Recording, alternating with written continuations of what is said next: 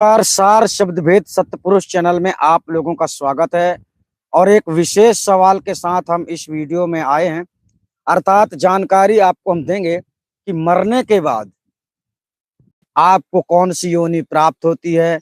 ऐसा कुछ विद्वानों का कहना है कि प्राचीन काल में वर्तमान में सवाल आया है, वो आदि अनादि मुक्ति पंथ में जो जुड़े हुए हैं, मतलब आदि अनादि मुक्ति पंथ में सदगुरु की शरण में रहने वाले शिष्यों का सवाल है, जिनका नाम चैन लाल है।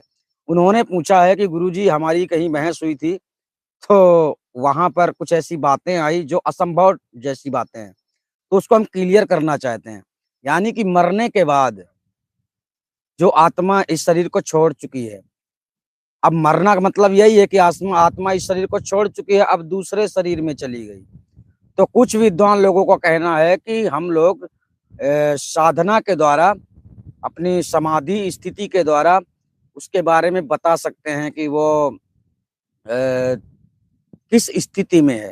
जैसे कोई लंगड़ा मरा, लंगड़ा मरने के बाद में किस स्थिति में जाएगा, कौन सी योनि में जाएगा, है ना। कोई अंधा मरा, वो किस स्थिति में जाएगा, कौन सी योनि में जाएगा। तो ये मरने के बाद की जो प्रक्रिया है, इसे थोड़ा आप लोग अच्छे से समझ जाइए। ठीक, मरना तो है, ये तो पक्का है, ये शरीर का विनाश होना है, पक्का है, परंतु इसके आगे की गतिविधि क्या है, इसके आगे की गतिविधि क्या है। जो भी कर्म आप इस मनुष्य के शरीर में रहकर कर रहे हैं, अच्छा कर रहे हैं, बुरा कर रहे हैं, धर्म कर रहे हैं, अधर्म कर रहे हैं, इसके परिणाम स्वरूप आपको दूसरी योनि मिलने वाली है, क्या दूसरा शरीर मिलने वाला है। अगर आप बहुत ज्यादा धर्म किए हैं, भगवान का स्मरण किया है, जाप किया है, नाम जपा है, आराधना की है, भक्ति की है, तपस्या किया है, तो इसका फल क्या होगा, तुम्हें दैविक स्वरूप मिलेगा। दैविक स्वरूप मतलब दिव्य स्वरूप, वो भी सूक्ष्म स्थूल दोनों साथ में होते हैं। दिव्य स्वरूप जैसे कि मान लीजिए कि हम देवता हैं, हम चाहें तो आपके सामने देखते देखते लुप्त हो जाएंगे। जब हम लुप्त हो जाएंगे तो ना ही आपको हमारा सूक्ष्म शरीर दिखाई देगा और ना ही आपको हमारा ये विराट स्वरूप दिखाई देगा, यानी स्थूल स्वरूप, ये दोनों ही नहीं दिखाई देंगे। ठीक है, तो सूक्ष्म स्थूल का संबंध है। ठीक, तो रही बात मरने के बाद, सदगुरु कबीर साहब की वाणियों के द्वारा जो बतलाया जाता है, उसमें एक विशेष स्थिति है कि वो किस योनि में जा रहा है। मान लीजिए कि कोई नाभि से किसी का प्राण जा रहा है, नाभि से किसी के प्राण निकल रहे हैं, 9 दरवाजे हैं, इन 9 दरवाजों से निकलने का मतलब ही हो जाता है कि वो किस रवानी में जाएगा। जैसे जल में रहने वाले प्राणी, अब जल में एक प्राणी रहता नहीं है, बहुत सारे प्राणी जल में रहते हैं। बिल में रहने वाले प्राणी, जो बिल में ही रहते हैं। पेड़ पौधों में रहने वाले प्राणी, पेड़ पौधों में ही रहते हैं। इसी प्रकार भूत प्रेत की योनि, ये भी योनि है। इसी प्रकार रिद्धि सिद्धियों की योनि, ये भी योनियां हैं। तो ठीक इसी प्रकार से जब कोई मनुष्य मर जाता है और वो जब दूसरा जन्म लेता है, उसके बारे में जानकारी लेना या फिर जानकारी प्राप्त करना नामुमकिन है। जानते हो क्यों? वो इसलिए कि जब ये शरीर मरता है, ये शरीर जब नष्ट होता है, इसके साथ साथ हमारा ये जो सूक्ष्म शरीर है ना, ये भी नष्ट हो जाता है। ये जो गरुड़ पुराण बताया गया, तो गरुड़ पुराण में नाना प्रकार की विपदाएं बताई गई हैं कि मरने के बाद में ऐसी सजा मिलेगी, तुमको कड़ाह में तला जाएगा, तुमको बीच से चीरा जाएगा, तुमको नाना प्रकार की ऐसी विपरीत दिशा, मतलब आप लोगों को डराने जैसी बात है। जैसे कि हम कहते हैं गलत मत करो, अब गलत मत करो का मतलब हम आपको डराएं नहीं, और आप लोगों को डराने के लिए पहले के प्राचीन काल के संत मत साधु महात्मा लोगों ने गरुड़ पुराण जैसी ऐसी विशेष काल्पनिक ऐसा ग्रंथ तैयार किया जिससे आप लोग डर जाओ। अच्छा, आपको डराया किस लिए गया? ताकि आप लोग गलत ना करो। कहीं ना कहीं तक सही भी था, लेकिन ऐसा बिल्कुल भी नहीं है जैसा गरुड़ पुराण में दर्शाया जाता है। जानते हो क्यों? क्योंकि पहली बात तो आप समझ लो, ठीक समझो, मन क्या है? जिसे कोई मार नहीं सकता, जिसे कोई पकड़ नहीं सकता। इसके नष्ट होने के बाद बचता क्या है? माया रूपी अज्ञान, मन रूपी कारण और कार्य करने वाली जो विशेष आत्मा होती है। यानी आत्मा एक इस शरीर का विशेष विशेष वस्तु है आत्मा, और आत्मा में चढ़ा हुआ है माया का आवरण। क्या चढ़ा है? माया का आवरण।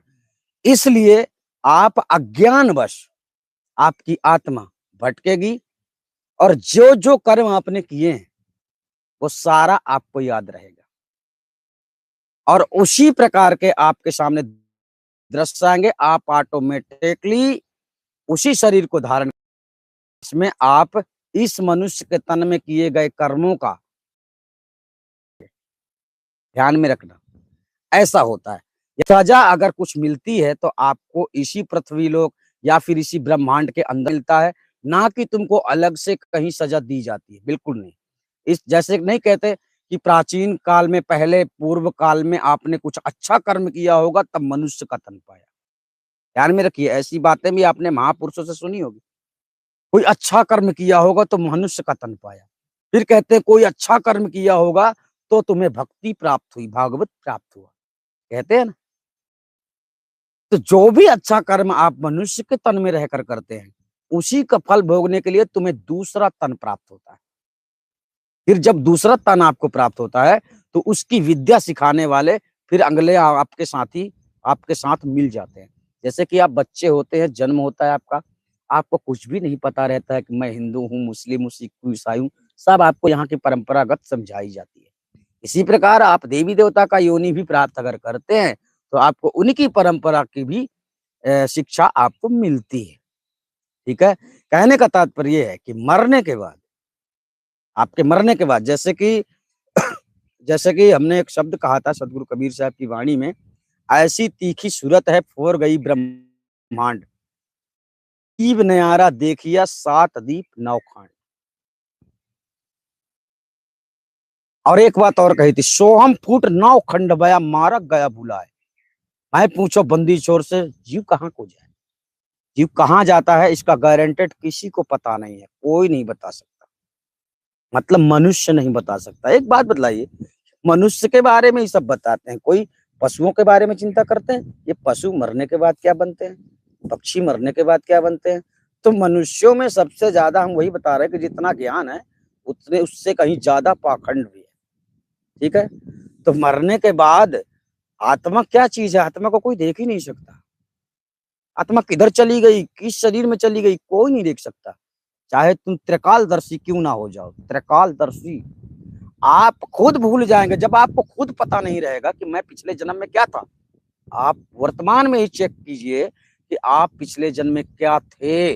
अगर इतना गारंटी के साथ अगर आप जानते हैं तो कहीं तक ये बात सही भी हो सकती है। परंतु बात ये है कि विद्वान, प्राचीन काल के विद्वान पंडित लोग ऐसा बोलते थे, जो समाधि लगाकर जांच कर लेते थे, बता देते थे कि वो आत्मा, वो तुम्हारा पिता मर गया, या कि लंगड़ा हो, लूला हो, कैसा भी हो, माता हो, भाई हो, बहन हो, ये मर गए तो उनके बारे में बता दिया करते थे। ये बात बिल्कुल भी जायज नहीं है। ठीक है, सत्य नहीं है।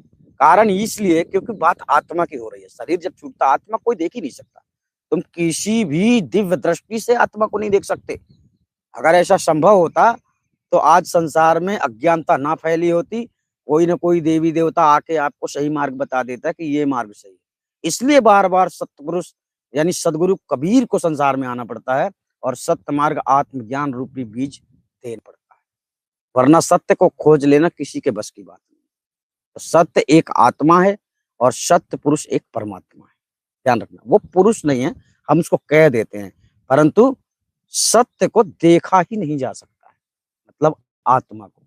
ठीक है, किसी भी दृष्टि से नहीं देखा जा सकता, चाहे दिव्य दृष्टि ले लो, चाहे किसी भी दृष्टि को ले लो। तो शायद आप इस बात को समझ गए होंगे। हमारे कहने का तात्पर्य है कि हमारे शरीर के अंतर्गत 9 दरवाजे होते हैं। ये आंख हुए, नाक हुए, कान हुए, है ना, और एक 10वां दरवाजा बोलते हैं जिसे कि कोई खोल ही नहीं सकता, गारंटेड है, कोई नहीं खोल पाएगा, क्योंकि वहां ब्रह्म का वास होता है। वहां यमराज बैठा हुआ है, उसके सामने जाने की आपकी कोई क्षमता ही नहीं है, आपकी कोई हिम्मत ही नहीं है। वहां जाते जाते तुम्हें ऐसी नींद आएगी कि क्या बताएं, तुम भूल ही जाओगे शुद्ध बुद्ध। ठीक। तो शायद आप समझ गए होंगे। हम आपसे फिर मिलेंगे, तब तक के लिए धन्यवाद। आप सभी अपना ख्याल रखना। नमस्कार।